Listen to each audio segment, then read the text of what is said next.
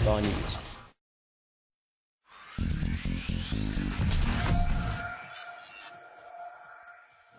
Welcome back to Switzer on Sky News Money. Paul Moore is the founder and Chief Investment Officer of PM Capital.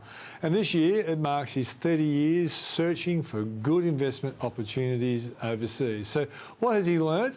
And what are the lessons he can share with us at a time when experts are recommending we increase our exposure to overseas markets? Paul, thanks for joining us. Thank you. So a lot of my experts on this program, I've got to say as a financial planner, I'm telling a lot of my clients that it's good to be diversified, having exposure to some foreign markets.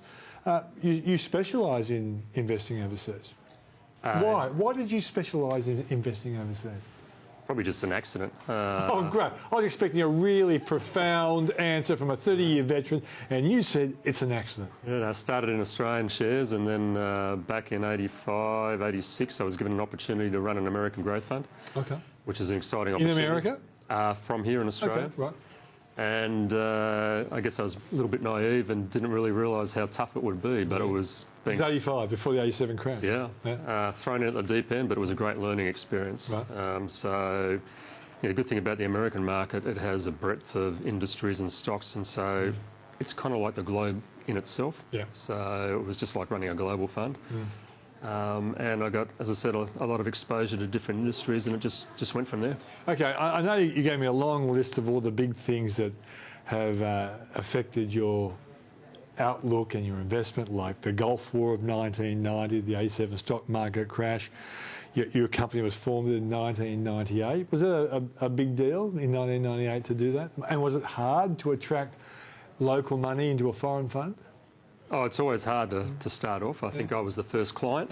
It was good to see that you backed yourself. Well, we had to. And it probably took 2 or 3 months to get the second client.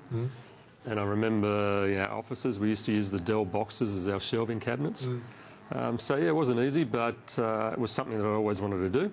And, again, you probably didn't realise what was ahead of you and the sort of hurdles that you would have had to jump. But here we are today. So. But you said to me that you weren't overexposed to the dot-com bust. Now, did that put you at odds with some of your clients? Because between 1998 and 2000, there were spectacular returns. And I remember Buffett was seen as a buffet in those days, wasn't he? And I think Rupert Murdoch didn't believe it, but he might have fallen into it later in the piece. He succumbed to the hype. Was that a pressure time for you? Not really, in that we actually made some good returns despite not getting heavily involved in the tech towards the end, and we started to actually short a few tech stocks towards the end. But there were some real bargains, while that was going on. The old economy stocks that everyone had given up on. Some water stocks, BHP, Rios, the banks, things of that nature were selling on pretty low multiples, and we actually heavily invested in those stocks, and as the bust came through, we did very, very well. So it really set us up for our growth phase. So, correct me if I'm wrong, I figured that you have a bias towards international stocks, but if you see value at home, you will invest at home? Oh, absolutely. And even though it's a global fund, there's been points in time where we've had 30, 40% of our portfolio in Australian stocks. So basically we look for the best after-tax return in Australian dollars. So if the stocks are hit, as they were, again, 2001, 2002, 2003, commodities were really cheap, so we invested heavily in them. But if I've got a funny feeling that in the first 10 years of the noughties, Australia really outperformed a lot of markets, didn't they? Absolutely, and with the Australian dollar rising, it was probably the best place to have your money. And it was really only, I think, 18 months ago, with the Australian dollar above 1, bank stocks selling at 15, 16, 17 multiples, resources, China was starting to unwind. That was when the great opportunity was to move from Australia to offshore. Okay. A lot of our viewers are self-managed super fund trustees, in a sense, do-it-yourself fund managers, and they watch this show to learn from people like you. Look back to where you were when you started in 85, to when you started your fund in 98, to where you are now. What is the driving philosophy that determines whether you put money into a stock and when you take money out of a stock? Oh, it's just based on fundamentals. Hasn't changed. Hasn't changed. I mean, our process philosophy hasn't changed since day one. You know, the other thing that doesn't change is investment markets and the way they behave, and they get hysterical around short-term issues. And I think the guiding principles we've tried to use around those basic fundamentals are, first of all, understand that investment returns aren't a straight line. There's going to be ups and downs, and if you can't live through them, don't invest. The second guiding principle is the old Peter Lynch quote. The day after the market crashed in October 1987, people began to worry that the market was going to crash. In other words, don't look backwards, look forwards. And then the final one is really don't ever let the markets make you do something that you really don't want to do. And it will test you all the time. And that's, you know, the 87 crash is a classic. But even look at the last month with the volatility that we've seen in stock prices because of macro fears. The market will always test your resolve, and that's where the fundamentals come into place. And as long as you believe that the fundamentals are in place and you're going to get a satisfactory return, you just got to hold your ground. Okay.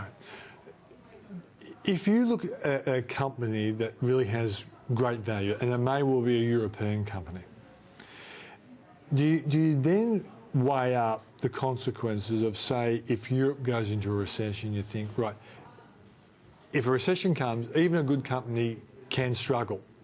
Do you worry about the big macro issues even when an individual company looks good? You take that into account because obviously earnings. Yes. So, yeah, big macro downturn, earnings could go down 10, 20, 30%. A good quality European bank could Exactly. And your stock price is going to react. But you also, when you're buying these investments, you've got to realise that the market will go through growth scares. And, you know, February is the classic. I mean, Lloyds Bank, for example, started the year at 72. A couple of weeks ago it was 55, and now it's 72 again. And the only thing that's changed is that they've confirmed the underlying fundamentals continue to come through. They've now got excess capital. They're on an implied dividend yield of 10%.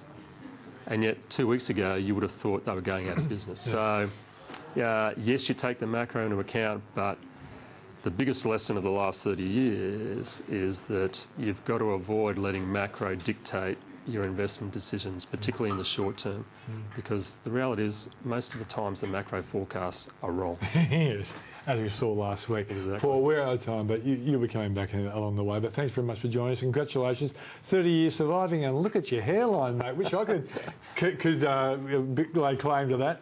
Well done. Thanks very much. Thank you. That's Paul Moore of PM Capital. Okay, after the break, we'll go into the complicated recesses of the mind of a hedge fund manager called Marcel von Pfeiffer.